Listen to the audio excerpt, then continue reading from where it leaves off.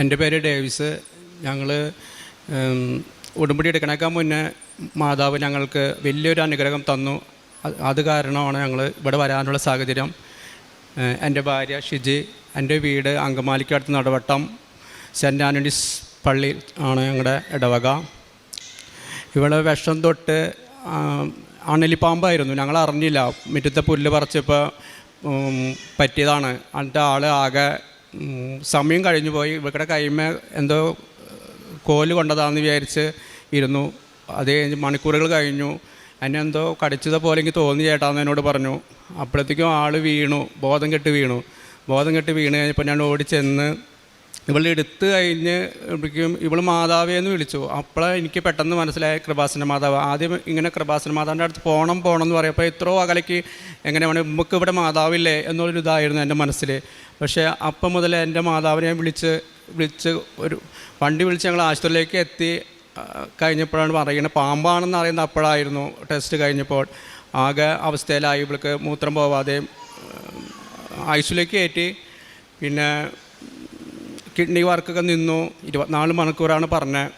അപ്പോൾ ഞാൻ ഇവിടെ അടുത്തുള്ള ആൾക്കാർ കൃപാസനത്തിൽ വരുന്നുണ്ടായിരുന്നു. അവരോട് ഞാൻ വിളിച്ച് പറഞ്ഞു ഇവളുടെ അവസ്ഥ പ്രാർത്ഥിക്കാനായിട്ട്. ഇവിടേക്ക് വിളിച്ചപ്പോൾ പ്രാർത്ഥന സഹായം തരാമെന്ന് പറഞ്ഞു. അങ്ങനെ പ്രാർത്ഥിച്ച് ഒരു കൊച്ചു തൈലം കൊണ്ട് തന്ന് ഇവളുടെ കൈമ പുരട്ടി. ആകെ നീരായിരുന്നു.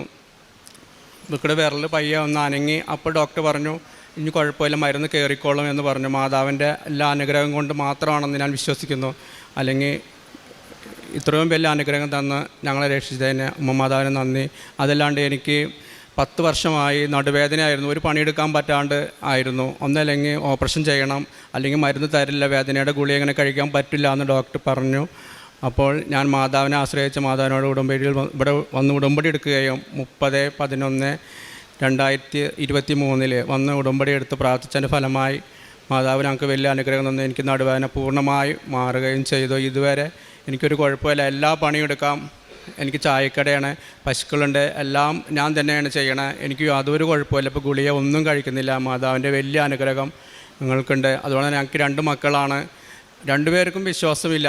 ഞങ്ങൾ എന്തോരം പ്രാർത്ഥിച്ചാലും. അപ്പോൾ ഞാൻ മാതാവിനോട് പ്രാർത്ഥിച്ചു, എൻ്റെ മാതാവേ ഇവർക്ക് വിശ്വസിക്കുവാനുള്ള കൃപ കൊടുക്കണേന്ന്. അവർ മോള് നല്ല വിശ്വാസത്തിലായി വന്ന് ഉടമ്പടി എടുത്തു. മോനും പയ്യെ ഞങ്ങളുടെ ഒപ്പം തന്നെ പ്രാർത്ഥനയിൽ കൂടും. എന്താ ഇവിടേക്ക് വന്നിട്ടില്ല, ഞങ്ങൾക്ക് വിശ്വാസമുണ്ട് ഞങ്ങളുടെ മാതാവ് ഇവിടേക്ക് എത്തിക്കുന്നു. ഞങ്ങൾ തന്നെ ചോറുണ്ടാക്കി അവിടെ അടുത്ത് ആശുപത്രികളിൽ കൊണ്ട് കൊടുക്കുകയും അനാഥാലയത്തിൽ പോയി ഞങ്ങൾ പറ്റുന്ന രീതിയിൽ ഞങ്ങൾ ചെയ്യുന്നു. ഞങ്ങൾക്ക് തന്ന ഈ വലിയ അനുഗ്രഹത്തിന് ഞങ്ങൾ നന്ദി പറയുന്നു.